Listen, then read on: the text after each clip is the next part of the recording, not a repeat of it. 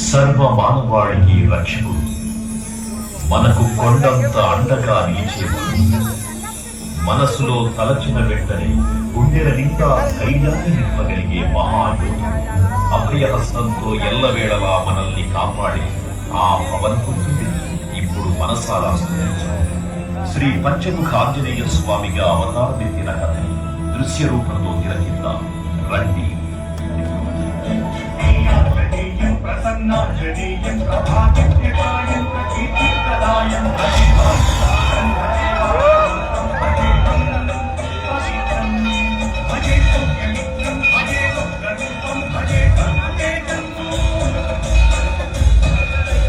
అది రామాయణ మహాయుద్ధం భీకరంగా సాగుతున్న తరుణం. శ్రీరామచంద్రుని సారథ్యంలో వానర సైన్యంతో విజృంభిస్తూ లక్ష్మణ స్వామి తనతో పోరాటం చేస్తున్న రావణుడి కుమారుడు ఇంద్రజిత్ తలని బాణంతో ఒక్క వేటుతో వేరు చేశాడు.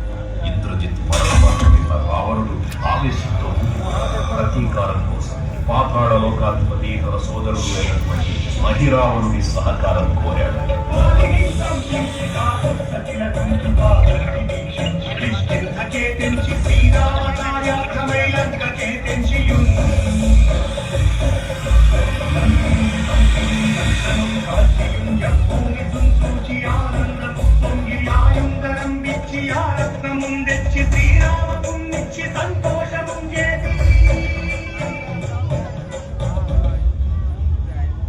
తన ప్రభువులను కాపాడుకోవడానికి వాయువేగంలో పాతాళ లోకానికి చేరుకున్న ఆంజనేయ స్వామికి సగం మొసలి సగం వానర రూపంలో ఉన్న వింత జీవి ముఖద్వారం వద్ద కాపలా కాస్తూ కనిపిస్తుంది.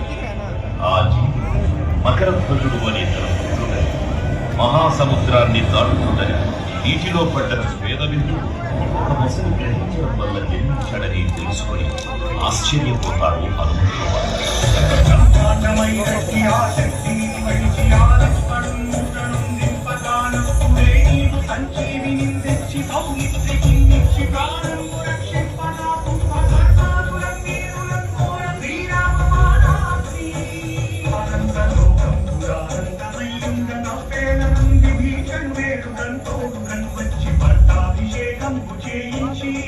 సీతామహాదేవి శ్రీరామ